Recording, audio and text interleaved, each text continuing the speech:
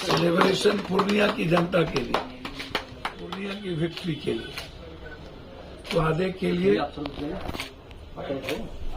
दोनों मिले। नहीं, आप 6 साल पप्पू यादव नहीं थे तो फिर आपने एक बार भी एयरपोर्ट की चर्चा क्यों किया कि जब पप्पू यादव आ गए तो हम जमीन देने को तैयार हैं। इसके पहले तो आपने जमीन के लिए लाठी गोली तक चलाई थी, लोगों को जेल में बंद किया था।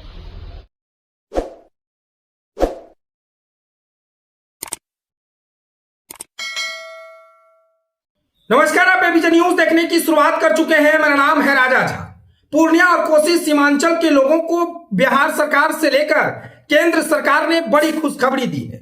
यूं कहें तो पूर्णिया से अब महज 4 महीने के अंदर उड़ान भरेगी। इसी बीच पूर्णिया सांसद पप्पू यादव पटना पहुंचकर जश्न मना रहे हैं। इन दिनों यूं कहें तो पप्पू यादव को जैसे ही सूचना प्राप्त होता है कि अब केंद्र सरकार पूर्णिया के प्रति मेहरबान हुए हैं, तो उसके बाद पप्पू यादव केक काटकर जश्न मना रहे हैं।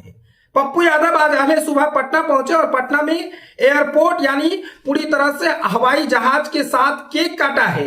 और आपको एक तस्वीर दिखा रहे हैं, देखिए किस तरह से पप्पू यादव पटना में जश्न मनाते हुए नजर आए हैं। पप्पू यादव ने कहा है कि हमारा जो सपना था वो अब साकार होते हुए नजर आ रहा है। यूं कहें तो लोकसभा चुनाव के वक्त हमने जो पूर्णिया वासियों से, कोसी सीमांचल वासियों से वादा किया था, अब वो वादा पूरा हो गया है। एयरपोर्ट अथॉरिटी इंडिया ने जिस तरह से पूर्णिया के लोगों पर अब मेहरबान हुआ है, तो यूं कहें तो पूर्णिया में भी पूरी तरह से जश्न का माहौल है। तो पप्पू यादव ने साफ तौर से कह दिया है कि अब तो जश्न मनाने की समय आ गया है। 4 महीने के अंदर अब पूर्णिया से उड़ान भरेगा। पूर्णिया और कोसी सीमांचल के लोगों को अब पूरी तरह से अच्छी सुविधाएं मिलेगी। हमने जो वादा किया था वो पूरी तरह से वादा पूरा कर दिया है।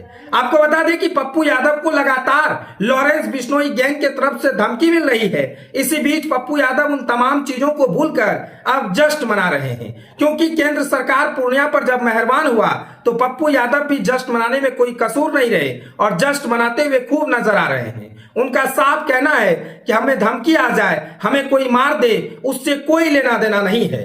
पूर्णिया की जनता के लिए काम करते हैं और करते रहेंगे। आगे पप्पू यादव क्या कुछ कह रहे हैं वो आप सुनिए। पूर्णिया की जनता, आवाम, और मैं एक बात आग्रह अंत में जरूर करूंगा कि जो लोग कभी कभी कुछ पोस्ट करते हैं, मुझे उनसे पूछना चाहूंगा कि 20 साल पप्पू यादव नहीं थे तो फिर आपने एक बार भी एयरपोर्ट की चर्चा क्यों नहीं की, एक बार भी सदन में चर्चा क्यों नहीं की, ये आप हमको बताइए। और 20 साल के अंदर हमारे प्रधानमंत्री जी 11 साल से तो थे ना, और नीतीश कुमार जी 20 साल से थे, तो एक बार भी आज तक नीतीश कुमार जी एयरपोर्ट के जमीन के मामले को लेकर गंभीर क्यों नहीं हुए?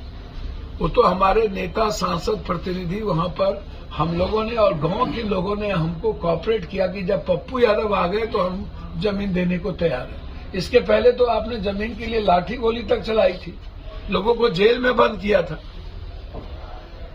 तो इसीलिए यह सिर्फ संघर्ष के वादे जो मैंने किए, मैंने 4 महीने पहले ही वादे पूरे किए और इसी मुझे 5 महीने के अंदर 48 करोड़ रुपया जो दिया गया टर्मिनल के लिए, बिहार का सबसे खूबसूरत एयरपोर्ट वो बनेगा। मैं इसीलिए बधाई देता हूं।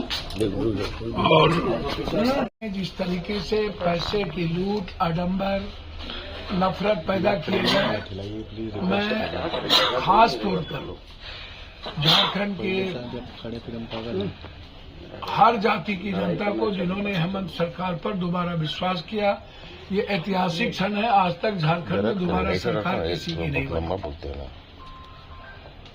और ये मुंह खाने पड़े गुंडे लोगों को, बाहर से आने वाले, जो गिद्ध दृष्टि जिनकी थी। हम लोग परिवार बनकर के चुनाव लड़े और मुझे उम्मीद ही नहीं है, हम 50 के लगभग सीट ला करके हम दोबारा सरकार बनाएंगे।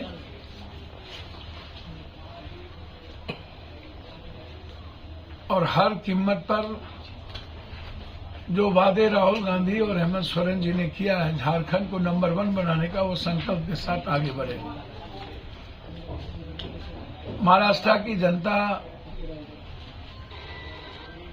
ने भी जिस तरीके से शरद पवार, राहुल गांधी जी, उद्धव जी पर भरोसा जताया है, उसके लिए इतने नफरत मराठी गुजराती के बीच झगड़ा लगाने के बावजूद भी, इतने नफरत के बावजूद भी मैं तो साफ कहता हूं, यदि 20 लाख वो ईवीएम कहाँ है जो चोरी हुई थी, और 20 ईवीएम को ना बदला जाए, यदि नफरत ना पैदा किया जाए, तो मैं समझता हूं मेरी जो सोच है और पैसे का खेल ना हो तो कभी भी भाजपा चुनाव ना जीते देश में, कभी। अब आइए दूसरी सबसे बड़ी बात जो आज केक कटी है वो